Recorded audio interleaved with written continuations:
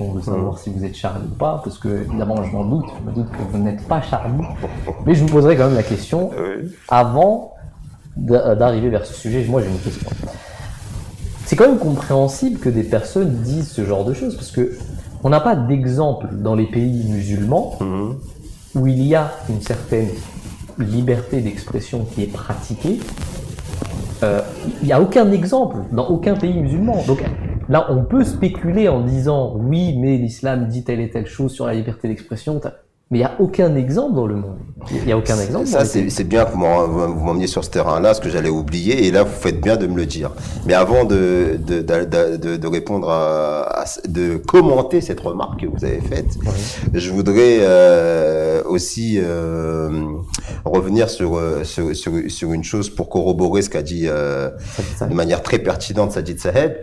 C'est que le journal, je crois, Gilad Posten, en Hollande, qui avait publié avant, je crois, ces caricatures, eh bien, la communauté musulmane Ahmadiyya, les missionnaires de la communauté musulmane Ahmadiyya, sont partis les voir après justement cette publication, pour expliquer qui était le prophète de Dieu, Mohammed, quelle était sa vie. Et je crois que parmi les membres de la direction, de la rédaction, il y en a qui sont confondus en excuses et qui disent on était ignorants, on ne savait pas, on ne connaissait pas sa vie. Et donc là, on a un exemple de comment une personne qui a publié des caricatures et comment elle a été un peu transformée lorsqu'on est rentré dans le dialogue. Donc ça c'était pour un peu illustrer ce qu'a dit et ce que j'avais dit tout à l'heure aussi par rapport à ça. Ensuite, maintenant par rapport à ce que vous dites, il y a aussi une chose qui est véridique, qui est vraie. Nous aujourd'hui on a beau dire voilà la liberté d'expression, c'est les valeurs islamiques, et après vous avez un Oukasha qui va vous dire oui c'est parce que vous êtes en Occident que vous dites ça, vous êtes influencé par les valeurs occidentales. Et il a en apparence raison, surtout lorsqu'il va vous dire regardez, prenez n'importe quelle vidéo sur YouTube et écoutez ce qu'a à dire l'imam Kardawi sur la liberté d'expression. Quand vous avez un imam qui dit l'islam n'aurait jamais subsisté si l'apostat n'était pas condamné à mort. Ça, c'est un imam d'aujourd'hui qui le dit. Les seuls Jamaat Ahmadiyya disent que cet imam-là fait partie de ceux dont sa conseil avait dénoncé comme étant les pires des créatures. Et que nous ne soutenons pas du tout ce qu'il dit. Alors que cette loi, elle est applicable dans plusieurs pays musulmans. Donc quand vous avez de telles lois qui existent dans les pays musulmans, un musulman qui vient et qui vous dit non, on est pour la liberté d'expression, ils disent vous êtes un menteur, vous êtes un hypocrite, monsieur. Regardez dans vos pays, qu'est-ce qu'ils font.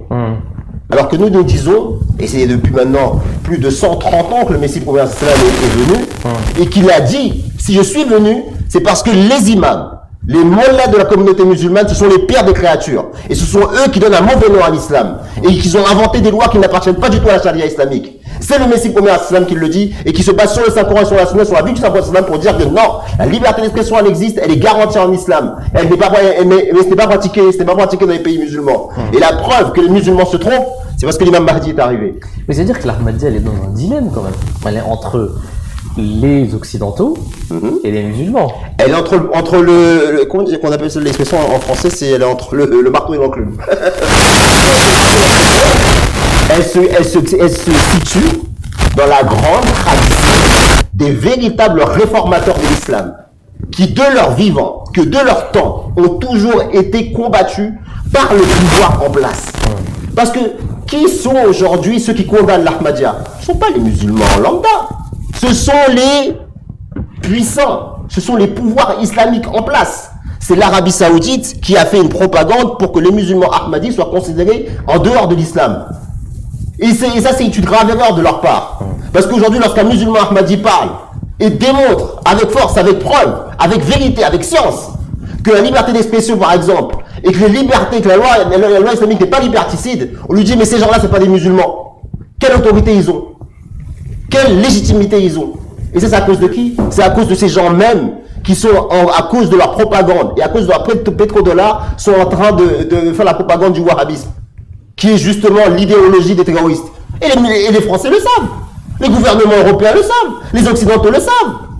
Et ces gens-là, ils sont là en train de soi-disant dire que l'islam, mais alors qu'ils sont en train de financer le terrorisme. C'est fort ce que vous dites là. Et là, je veux dire quelque chose. Hein. C'est une vérité. Ouais, c'est vrai, c'est une réalité. C'est une réalité. On va revenir. Il y a Sajid Sahib qui veut rajouter quelque chose. Sajid Sahib. Ouais, juste une petite chose. Vous savez, il y a un hadith du saint prophète sallallahu alayhi wa sallam qui essaye particulièrement bien ce qu'illustre Monsieur Omar Saheb. C'est un hadith qui dit Bada islam ghariban, sayyaoud ghariban. C'est-à-dire que l'islam, quand il a commencé, il y a 1400 ans en Arabie, les gens pensaient que c'était une innovation, que c'était un délire. Les gens n'aimaient pas l'islam. Sayyaoud ghariban, c'est-à-dire qu'arriverait un moment où l'islam véritable sera considéré comme un blasphème, comme quelque chose de bizarre. Et bien, c'est ce qui se passe en fait avec la communauté musulmane ahmadiyya. Ouais, pourquoi les gens ou les musulmans considèrent cette faction religieuse qui est la Jamaat islamique Ahmadiyya comme prenant quelque chose qui est loin des véritables valeurs de l'islam ou quelque chose de bizarre? C'est parce que c'est exactement conformément à cette prophétie du saint prophète sallallahu alayhi wa sallam. Pourquoi je dis cela? Parce que vous savez, la liberté d'expression, de faire plaisir aux occidentaux, tout ça, non. Le saint prophète sallallahu alayhi wa sallam, durant sa vie, a particulièrement démontré qu'il visait toujours à instiller une atmosphère de liberté d'expression et liberté de conscience. Par exemple, il y a l'exemple fameux d'Ikrima bin Abu Jahal.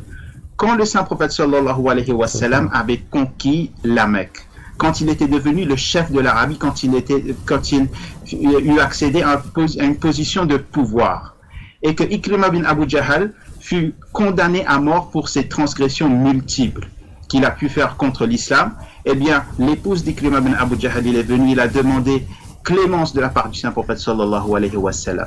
Et le saint prophète sallallahu alayhi wa sallam, il a pardonné Ikrima bin Abu Jahal et il s'est même mis debout quand celui-ci s'était présenté.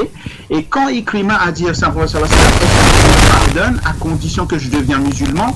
Le saint prophète sallallahu alayhi wa sallam a dit non, je te pardonne que tu deviennes musulman ou pas. C'est-à-dire tu peux rester parmi nous même si tu es un idolâtre. Et c'est cette action de la part du saint prophète sallallahu alayhi wa sallam qui a laissé Ikrima bin Abu Jahal dans une contenance si émue qu'il a finalement accepté l'islam. Et d'ailleurs, Sajid Saheb, si je me souviens bien, avant que Ikrima vienne voir le saint prophète, le saint prophète avait dit aux Sahaba, si je comprends bien, parce que peut-être que je me trompe, avait dit aux Sahaba, aux compagnons, de ne pas employer son nom par son père, parce que son père était un opposant de l'islam. C'est vrai ou pas? Et exactement, et juste pour clarifier pour ceux de nos téléspectateurs qui ne comprennent pas, Abu Jahal en arabe c'est père de l'ignorance, ça il faut le dire. Oui. Donc c'est pour ça qu'il avait dit de ne pas. Oui, effectivement. Merci beaucoup Sajid Saheb, 21 ans, compétent.